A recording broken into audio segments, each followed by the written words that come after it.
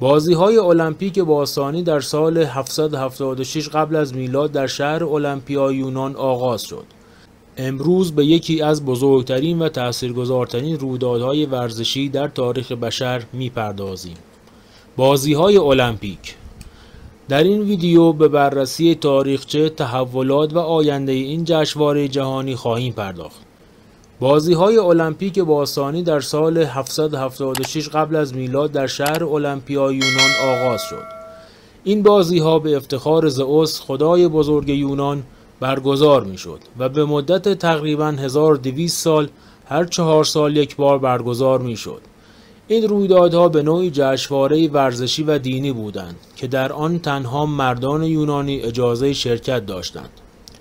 در این دوره رقابت‌ها شامل رشته‌های مختلفی مانند دو و میدانی، کشتی و مسابقات سوارکاری بود. برای برندگان تاج‌های زیتون که نماد پیروزی و افتخار بود، به عنوان جایزه در نظر گرفته می‌شد. بازی‌های المپیک باستانی نه تنها یک رقابت ورزشی، بلکه فرصتی برای جشن گرفتن فرهنگ و سنت‌های یونان باستان بود. حتی قوانین جنگ در مدت زمانی برگزاری بازی‌ها به حالت تعلیق درآمد و جنگ‌ها متوقف می‌شدند تا ورزشکاران بتوانند با آرامش به رقابت بپردازند. با حضور امپراتوری روم و تغییرات فرهنگی و اجتماعی، بازی‌های المپیک به تدریج به فراموشی سپرده شد. این تغییرات موجب کاهش اهمیت این رویداد شد و به مرور زمان بازی‌ها به کنار گذاشته شدند. اما این پایان داستان نبود. در اواخر قرن 19 پیر د کوبرتن، اشرافزاده فرانسوی و حامی ورزش، تصمیم به احیای بازی‌های المپیک باستانی گرفت. او به این نتیجه رسید که ورزش می‌تواند به ایجاد صلح و دوستی جهانی کمک کند و در نتیجه کمیته بین‌المللی المپیک را در سال 1894 پایه‌گذاری کرد. اولین دوره بازی‌های المپیک مدرن در سال 1896 در آتن یونان برگزار شد. این دوره با مشارکت 14 کشور و 241 ورزشکار از 13 رشته ورزشی آغازگر دوران جدیدی از المپیک بود.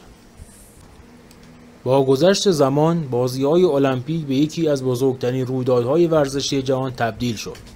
بازی‌های تابستانی که 4 سال یک بار برگزار می‌شود، با تعداد زیادی از رشته‌های ورزشی و کشورهای مختلف همراه است. در این دوره‌ها ورزش‌های جدیدی به برنامه المپیک اضافه شدند که از جمله می‌توان به اسکیت بورد، موج سواری و کاراته اشاره کرد. در سال 1924 اولین دوره بازی‌های المپیک زمستانی در شامونیک فرانسه برگزار شد. این دوره به طور خاص به ورزش‌های زمستانی مانند اسکی، هاکی روی یخ اختصاص دارد و با گذشت زمان ورزش‌های بیشتری به آن اضافه شده است، از جمله اسنوبورد و اسکیت سرعت.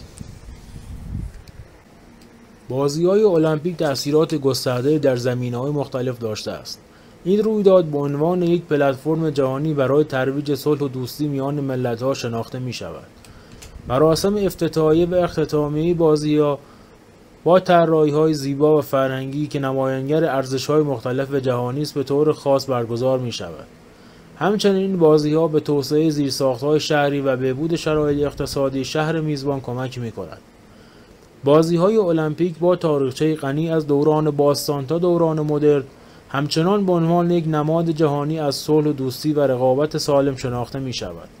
این رویداد نه تنها به تقویت روابط بین‌الملل کمک می‌کند، بلکه با ارائه فرصتی برای نمایش فرهنگ و هنر به تنوع جهانی احترام می‌گذارد. اگر از این ویدیو لذت بردید، لطفاً با لایک کردن و سابسکرایب کردن ما را حمایت کنید.